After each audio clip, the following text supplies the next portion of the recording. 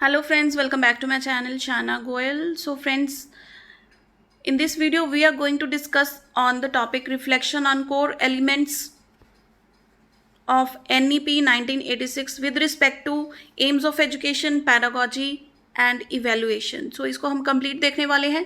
Short में भी आपको मैं ये चीज़ एक्सप्लेन कर दूंगी, उसके थोड़े से आपको नोट्स भी प्रोवाइड कर दूंगी. आप दोनों चीज़ों में देख सकते हैं एक्सप्लेनेशन. अगर आपको मटेरियल चाहिए तो वो भी इसी वीडियो में आपको मिल जाएगा, आप उसका स्क्रीनशॉट ले सकते हैं. सो फ्रेंड्स, वीडियो स्टार्ट करने से पहले you know what you have to do. अगर आप मेरे चैनल पर नए हैं तो इसे सब्सक्राइब कर ले और साथ ही में क्लिक कर दे बेल आइकन पर to get notifications of my latest uploaded videos. So friends, देखिए reflection on aims and objective of education. आप देख सकते हैं बिल्कुल शॉर्ट में पॉइंट्स हैं, लेकिन इनको इलेबोरेट आपको पूरा करना है. उससे पहले रिफ्लेक्शन देखने से पहले हम इसके जो बेसिक ऑब्जेक्टिव्स हैं एनईपी के वो देख लें. ये क्या कहता है कि हर पर्सन को प्रिपेयर होना है 21st सेंचुरी में जाने के लिए. क्लियर. जो भी प्रॉब्लम्स आ सकती हैं या फिर जो भी रिक्वायरमेंट्स हैं 21st सेंचुरी की, उसके लिए हर बच्चे को प्रिपेयर करना. सेकंड, ये क्या कहता है कि इररिस्पेक्टिव ऑफ एनी रिलीजियस या फिर कास्ट, क्रीड, विमेन हो चाहे माइनॉरिटी केसेस हो, सभी को इक्वल अपॉर्चुनिटी या फिर equal to access of education मिलना चाहिए. क्लियर. तो इनकी रिफ्लेक्शन क्या है, जो भी एम्स ऑफ एजुकेशन दिए हैं एनपीई ने. क्लियर. तो उस पर रिफ्लेक्शन क्या शो होती है. First is providing life long education. बिल्कुल लाइफ लॉन्ग एजुकेशन होनी चाहिए. ऐसे नहीं है कि आप कहीं भी ड्रॉप आउट हो जाएं, ठीक है, आप क्लास 5 करके बच्चे ने स्कूल छोड़ दिया, ऐसा नहीं है. लाइफ लॉन्ग एजुकेशन होनी चाहिए. Development man power.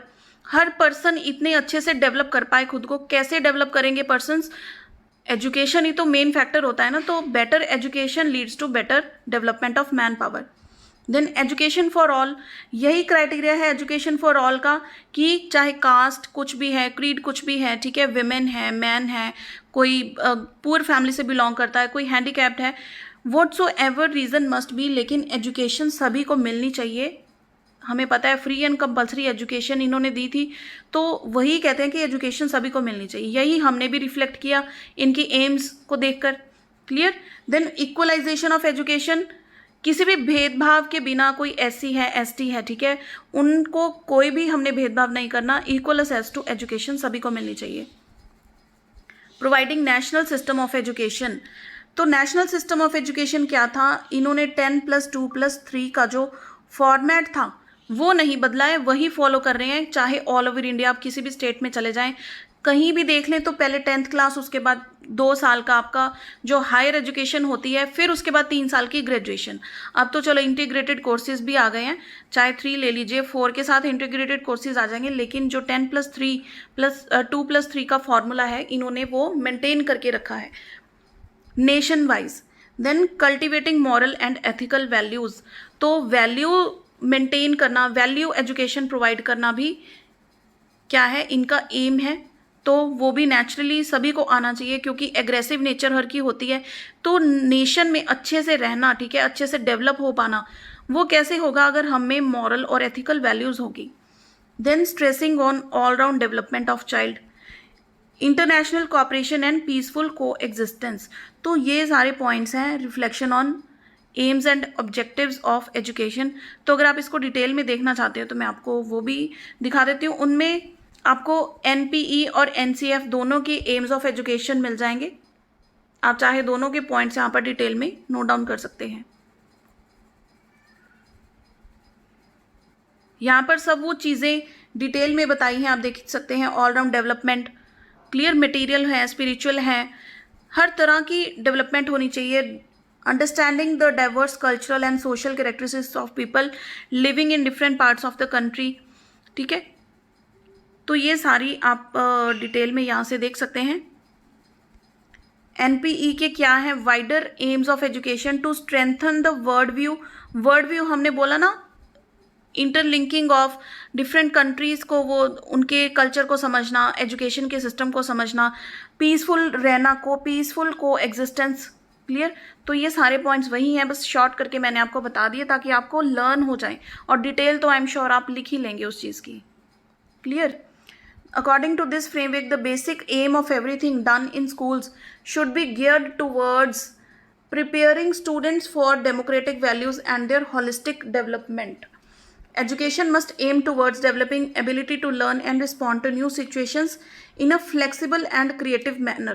इन्होंने बिल्कुल जो हम कंक्लूजन देते हैं ना क्वेश्चन के एंड में, तो वो कंक्लूजन आपको यहाँ पर इस पैराग्राफ में मिल जाएगा. पैडागॉजी के अकॉर्डिंग ये क्या कहते हैं कि कॉमन कोर करिकुलम होना चाहिए. जो भी बेसिक करिकुलम है वो किसी भी क्लास का उठा लीजिए, वो कॉमन होना चाहिए through out the country. Interactive teaching होनी चाहिए. स्टूडेंट्स पैसिव लिसनर्स नहीं होने चाहिए, उसमें एक्टिवली पार्टिसिपेशन होनी चाहिए स्टूडेंट्स की. इंटरेक्टिव इसलिए बोला ना टीचिंग को, तो टीचर्स इंटरेक्ट किसके साथ करेंगे? स्टूडेंट्स के साथ ही तो करेंगे. Common structure of education, then readjustments in the curriculum.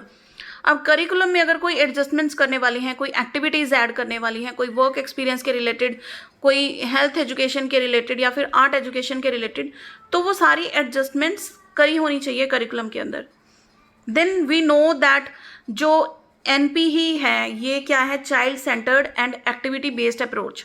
Clear? पहले क्या था? टीचर सेंटर्ड होते थे या फिर करिकुलम सेंटर्ड होते थे, लेकिन एनपीई क्या कहती है कि आप स्टूडेंट को सेंटर समझ के चलें.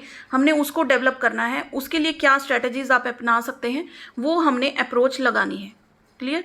देन एनहांसमेंट फॉर एम्प्लॉयबिलिटी, ये कैसे होगी? वर्क एजुकेशन की चीज़ें हम करिकुलम में ऐड करेंगे तभी तो एम्प्लॉयबिलिटी होगी. बच्चों को स्टार्टिंग से ही बेसिक नॉलेज देनी उन चीज़ों के बारे में.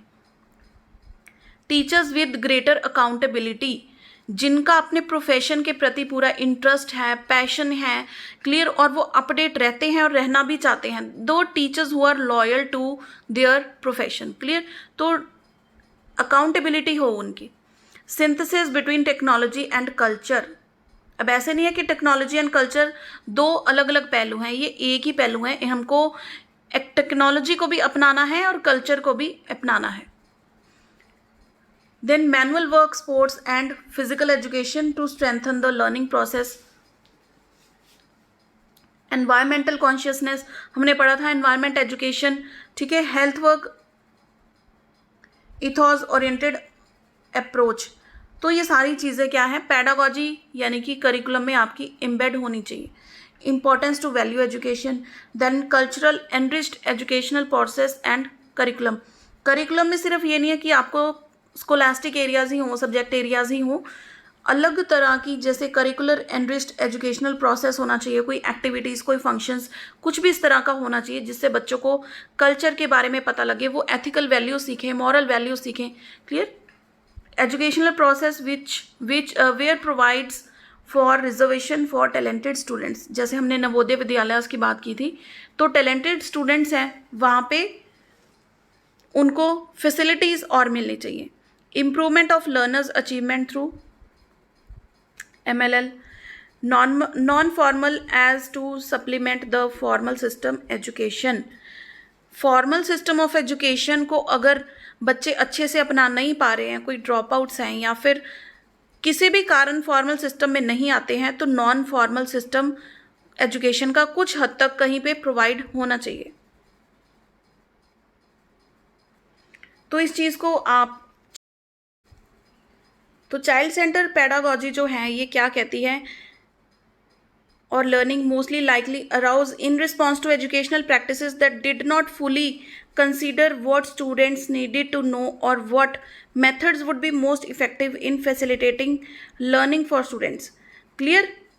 ये इसलिए आई है क्योंकि पहले वाले जो एजुकेशन सिस्टम में था ये कंपलसरी नहीं था या फिर इसको मान्यता ही नहीं दी जाती थी कि बच्चों को क्या चाहिए, कौन से मेथड्स ऐसे हैं जिससे बच्चों की लर्निंग अच्छे से हो पाएगी. तो एनपीई ने ये दिया कि चाइल्ड सेंटर्ड पैडागॉजी होनी चाहिए, ना कि आपकी टीचर सेंटर्ड या फिर syllabus centred, curriculum centred. Clear? Then is reflection of core elements of NPE 1986 with respect to evaluation. अब इवेल्युएशन का जो क्राइटेरिया है एनपीई का, क्लियर, तो एनपीई ने ही क्या किया था? रेकमेंड किया था सीसीई को स्कूल्स में. Qualitative improvement in education and recast the examination. तो सीसीई में क्या होता है? क्वालिटेटिव इम्प्रूवमेंट होती है ना, comprehensive, continuous and comprehensive evaluation होती है, जैसे हमें पता है कॉन्टिन्यूस एंड कॉम्प्रीहेंसिव इवैल्यूएशन। तो ये क्या होता है, प्रॉपर ऑब्जेक्टिव बेस्ड इवैल्यूएशन होती है इसके अंदर। मेन उन्होंने फोकस किस पे किया है, इवैल्यूएशन पे, एजुकेशन पे। एजुकेशन में क्वालिटी मिलनी चाहिए, उसके बाद जो रिकास्ट द एग्जामिनेशन है चाहे इवैल्यूएशन है, वहाँ पर इनका मेन फोकस रहा है। सो देखिए, इसके साथ ही अगर आप इसके रिफ्लेक्शन में कुछ और चीज़ें ऐड करना चाहते हैं तो अब CCE के बारे में बताएंगे, जो बहुत अच्छे से आप लोगों को पता भी है और इस पर मैं अलग से वीडियो भी बना चुकी हूँ। वो सारा कंटेंट आप लोग जानते हैं कि CCE क्या है, इसका बताइए कॉन्टिन्यूस क्यों है, कॉम्प्रीहेंसिव क्यों है, क्लियर। सो फ्रेंड्स, यहाँ पर हमारी ये टॉपिक भी होता है complete reflection of core elements of NPE with respect to aims of education, pedagogy and evaluation. So friends, video helpful रही हो तो इसे लाइक एंड शेयर ज़रूर कीजिएगा। See you in the next video, till then keep watching.